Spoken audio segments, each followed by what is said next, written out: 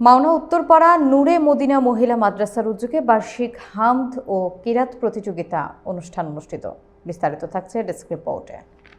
গাজীপুর জেলা শ্রীপুর উপজেলা পবিত্র মাহে রমজান উপলক্ষে নূরে মদিনা মহিলা মাদ্রাসার উদ্যোগে হামদ, নাত এবং কিরাত প্রতিযোগিতা অনুষ্ঠান অনুষ্ঠিত হয়েছে।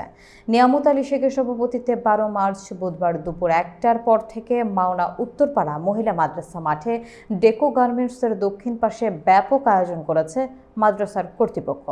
বিজয়ীদেরকে পুরস্কার বিতরণ করেছে আজকের অনুষ্ঠানের প্রধান অতিথি। এই মাদ্রাসার সকল শিক্ষকবৃন্দ, সভাপতি এবং প্রধান অতিথিকে ফুলের মালা দিয়ে বরণ করে নিয়েছেন। উদ্বোধকের দায়িত্ব পালন করেছেন নাজমুল হাসান মৃধা। অনুষ্ঠানে প্রধান অতিথি হিসেবে বক্তব্য রেখেছেন গাজীপুর জেলা যুবদলের যুগ্ম আহ্বায়ক, মাওনা ইউনিয়ন চেয়ারম্যান প্রার্থী আরিফুল ইসলাম সরকার। উপস্থিত ছিলেন মাওনা ইউনিয়ন বিএনপির সিনিয়র যুগ্ম আহ্বায়ক নুরুজ্জামান জামিল।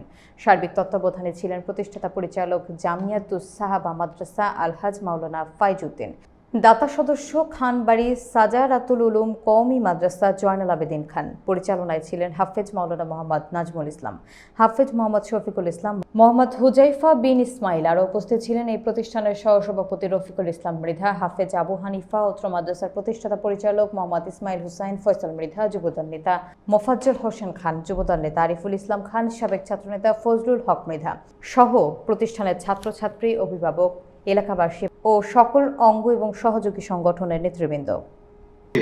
হাফেজ মাওলানা মূর্তি তৈরি করে তাদেরকে আল্লাহ তৌফিক দিয়েছেন।